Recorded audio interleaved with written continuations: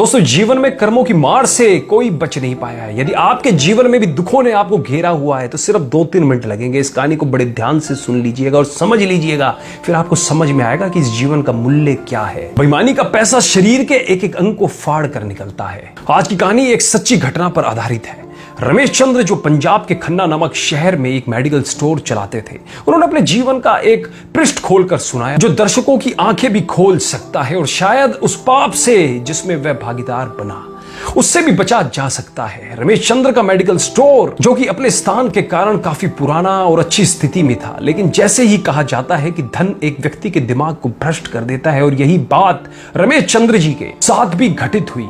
रमेश जी बताते हैं कि मेरा मेडिकल स्टोर बहुत अच्छी तरह से चलता था और मेरी आर्थिक स्थिति भी बहुत अच्छी थी। अपनी कमाई से मैंने जमीन और कुछ प्लॉट खरीदे और अपनी मेडिकल स्टोर के साथ एक क्लिनिकल लेबोरेटरी भी खोल ली। लेकिन मैं यहाँ झूठ नहीं बोलूंगा, मैं एक बहुत ही लालची किस्म का आदमी था, क्योंकि मेडिकल फील्ड में दोगुनी नहीं बल्कि कई गुना कमाई होती है। शायद ज्यादातर लोग इस बारे में नहीं जानते होंगे कि मेडिकल प्रोफेशन में 10 रुपए में आने वाली दवा आराम से 70-80 रुपए में बिक जाती है। लेकिन अगर कोई मुझसे कभी 2 रुपए भी कम करने को कहता तो मैं ग्राहक को मना कर देता। खैर, मैं हर किसी के बारे में बात नहीं कर रहा हूं, सिर्फ अपनी बात कर रहा हूं। और यहां इस कहानी में भी हम किसी और को दोष नहीं दे रहे हैं, बस एक कहानी के माध्यम से आपको समझाना चाह रहे हैं।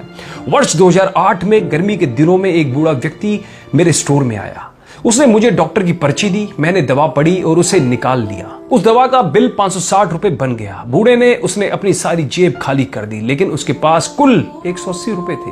मैं उस समय बहुत गुस्से में था, क्योंकि मुझे काफी समय लगाकर उस बूढ़े व्यक्ति की दवा निकालनी पड़ी थी और ऊपर से उसके पास पर्याप्त पैसे भी नहीं थे। बूढ़ा दवा लेने से मना भी नहीं कर पा रहा था, शायद उसे दवा की सख्त जरूरत थी। फिर उस बूढ़े व्यक्ति ने कहा, मेरी मदद करो, मेरे पास कम पैसे हैं और मेरी पत्नी बीमार है, हमारे बच्चे भी हमें पूछते नहीं हैं, मैं अपनी पत्नी को इस तरह वृद्धावस्था में मरते हुए नहीं देख सकता। लेकिन मैंने उस समय उस बूढ़े व्यक्ति की बात नहीं सुनी और उसे दवा वापस छोड़ने के लिए कहा। यहां पर मैं एक बात कहना चाहूंगा कि वास्तव में उस बूढ़े व्यक्ति की दवा की कुल राशि 120 रुपए ही बनती थी।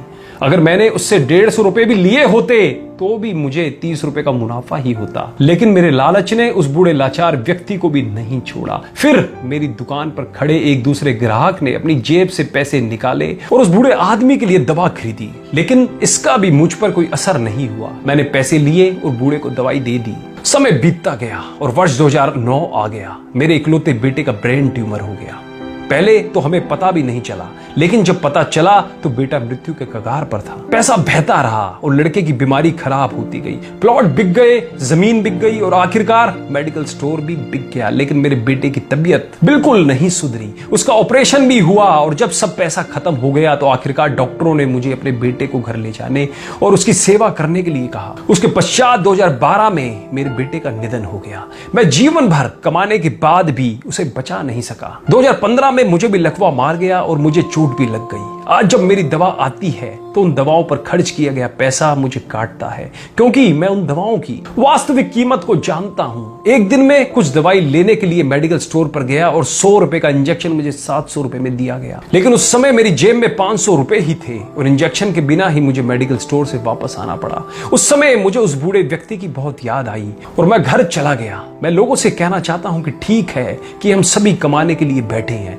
क्योंकि हर किसी के पास एक पेट है, लेकिन वैध तरीके से कमाएं, ईमानदारी से कमाएं। गरीब लाचारों को लूट कर कमाई करना अच्छी बात नहीं है, क्योंकि नर्क और स्वर्ग केवल इस धरती पर ही है, कहीं और नहीं है। और आज मैं नरक भुगत रहा हूं। पैसा हमेशा मदद नहीं करता, हमेशा ईश्वर के भय से चलो, उसका नियम अटल है, क्योंकि कई बार एक छोटा सा लालच भी हमें बहुत बड़े दुख में धकेल सकता है। जीवन शतरंज के खेल की तरह है और यह खेल आप ईश्वर के साथ खेल रहे हैं। आपकी हर चाल के बाद अगली चाल ईश्वर चलता है। तो एक बार सदैव चिंतन करें, जैसी करनी वैसा ही भरनी, जैसी करनी वैसा फल, आज नहीं तो निश्चित कल।